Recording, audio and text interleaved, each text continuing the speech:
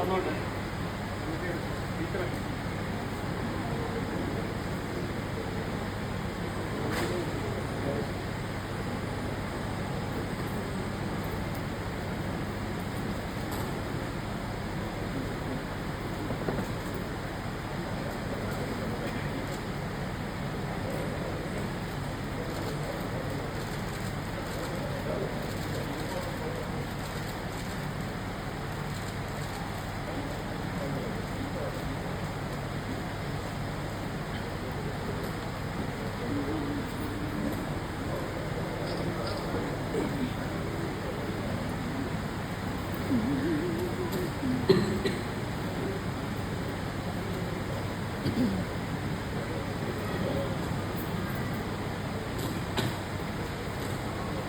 ബഹുമാന്യായ അധ്യക്ഷ, വൈലോപ്പള്ളി സംസ്കൃതി ഭവനിലെ vice chairperson ചുമതലയുള്ള ശ്രീമതി രജനിയും,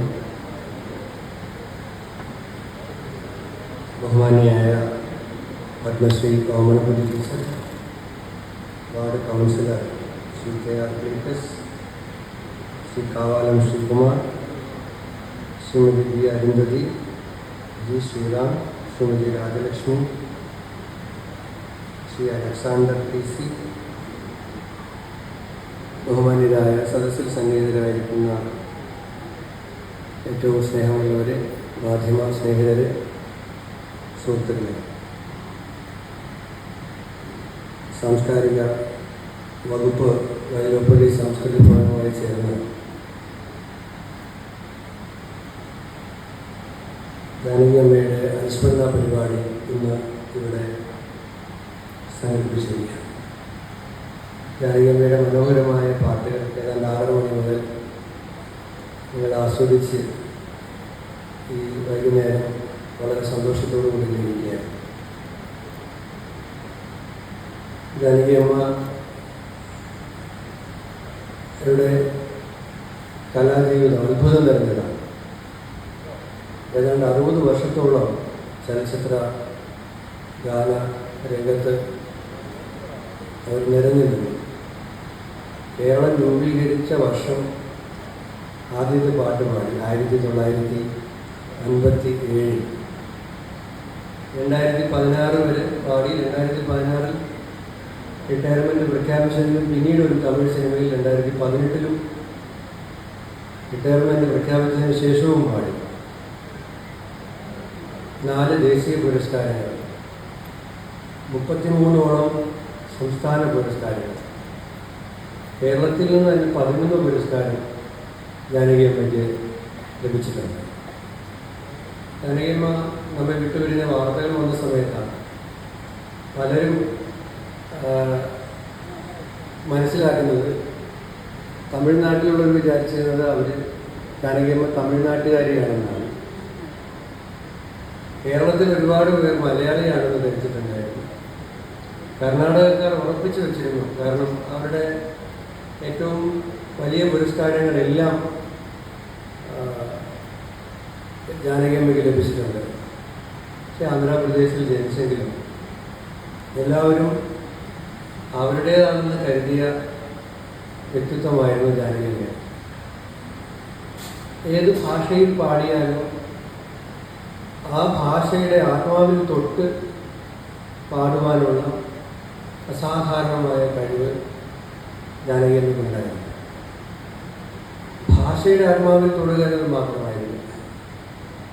ചലച്ചിത്ര ഗാനങ്ങൾ ആലപിക്കുന്ന സമയത്ത്, ഞാനിത് പറയുന്നത് ഇത്രയും വലിയ വലിയ മനുഷ്യരുടെ മുമ്പിൽ നിന്നാണ് ഞാനിത് പറയുന്നത് എനിക്ക് നന്നായിട്ട് അറിയാം. എങ്കിലും ഉദ്ഘാടകനായി ക്ഷണിച്ചതുകൊണ്ട് പറയേണ്ടി വരുന്നതുകൊണ്ട് പറയുന്നതാണ്. ചലച്ചിത്രഗാനം പാടുമ്പോൾ മനോഹരമായി പാടുക എന്നത് മാത്രമല്ല, ആ കഥാസന്ദർഭം ആവശ്യപ്പെടുന്ന വികാരങ്ങളെ കൂടി ഉൾക്കൊണ്ടുകൊണ്ട് പാടേണ്ടി വരും. അത് ആ നിലയിൽ കുട്ടി പാടുന്നതായിട്ടാണ് ജാനകിയമ്മ സിനിമയിൽ പാടുമ്പോൾ കുട്ടി പാടുന്നത് പോലെ തന്നെ ഒരു കുട്ടിയെ, ഒരു പ്രായം കുറഞ്ഞ ഒരു ഗായികയെ ഈ പാട്ട് പാടാൻ വേണ്ടി വിളിക്കുമ്പോൾ എങ്ങനെയാണോ പാടുന്നത് അതുപോലെ ജാനകിയമ്മയ്ക്ക് പാടാൻ പറ്റും. ഭക്തിഗാനം ആലപിക്കുമ്പോൾ വേറൊരു തലത്തിൽ നിന്നും അനുഭവത്തിൽ നിന്നുകൊണ്ട് അത് പാടും. അപ്പോൾ എം ജി രാധാകൃഷ്ണൻ ചേട്ടൻ സംഗീതം ചെയ്ത് പൂവച്ചൽ ഖാദർ സാറ് എഴുതിയ നാഥാനീവരും കാലച്ച പാടുമ്പോൾ അതിൻ്റെ എല്ലാ വൈകാരികമായ അംശത്തെയും ഉൾക്കൊണ്ടും സ്വീകരിച്ചുകൊണ്ടും പാടും.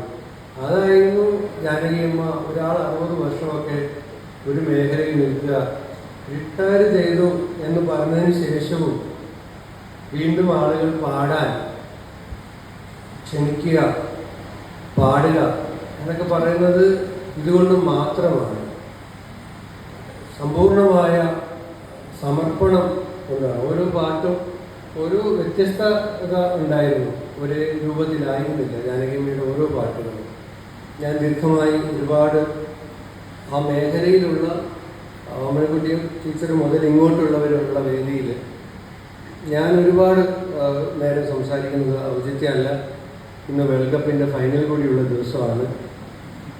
12:30-ക്കാണ്. എന്നാൽ അതിന് മുമ്പ് കുറേ കാര്യങ്ങളൊക്കെ ചെയ്യേണ്ട ആളുകളുണ്ടാവും. നാളെ കുട്ടികൾക്ക് അവധി കൊടുത്തിട്ടുണ്ട്.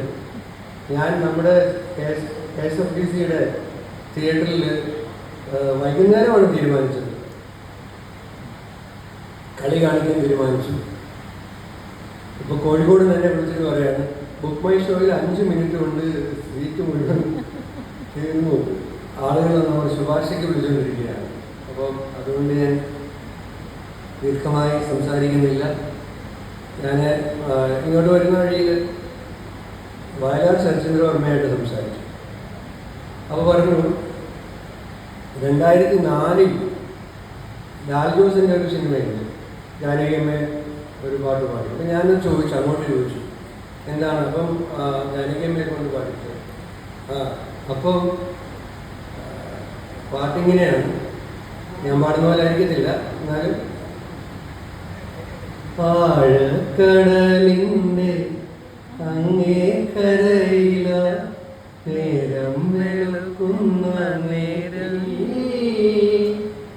അമ്പിളി മാവനെ പോലെന്റെ മാറിലായൊട്ടി കിടക്കുന്ന മുത്തേ കണ്ണിലായെണ്ണയൊഴിച്ചു കൊണ്ടെത്ര നാൾ കാത്തിരുന്നു ഞാനിരുട്ടി ഇന്നെന്റെ മൺകുടി മുന്നിലെ തിണ്ണയിൽ പൊന്നായി മിന്നും വിളക്കേ ആഴക്കടലിൻ്റെ അങ്ങേ കരയിലായി നേരം വെളുക്കുന്ന മേട്ടിൽ അമ്പിളി മാമനെ പോലെന്റെ മാറിലായൊട്ടി കിടക്കുന്ന മുത്തേ. അപ്പോൾ ഞാൻ അദ്ദേഹത്തോട് ചോദിച്ചപ്പോൾ പറഞ്ഞു, ലാൽ ജോസിൻ്റെ ഒരു ജീവിതാഭിലാഷമായിരുന്നു ജാനകിയമ്മയെ കൊണ്ട് അദ്ദേഹത്തിൻ്റെ സിനിമയിൽ പാടിക്കുക എന്നുള്ളത്. അപ്പോൾ ഈ കടലും മുത്തശ്ശിപ്പാട്ടും സുകുമാരിയമ്മയാണ് സീനിൽ വരുന്നത് ഒക്കെ ചേർന്ന് വന്നപ്പോൾ ജാനകിയമ്മയോട് പറയുകയും വിദ്യാസാഗർ സംഗീതം ചെയ്ത് ആ പാട്ട് വരികയും ഉണ്ടാവുകയും ചെയ്തു.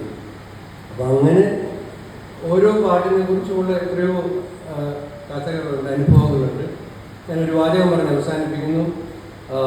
MP ശ്രീനിവാസൻ അവർ ഒരിടത്ത് പറഞ്ഞത് ഞാൻ വായിച്ചിട്ടുണ്ട്. ജാനകിയമ്മയെ കൊണ്ട്, ജാനകി ഒരു കാട്ടിൽ കൊണ്ട് നിർത്തിയാൽ ആ കാട് അല്പസമയം കൊണ്ട് സംഗീത സാന്ദ്രമായി മാറും. ആ ധന്യസ്മൃതികൾക്ക് മുമ്പിൽ ആദരാഞ്ജലി അർപ്പിക്കുന്നു. ഈ അനുസ്മരണ സമ്മേളനം ഉദ്ഘാടനം ചെയ്ത് അറിയിക്കുന്നു. നന്ദി.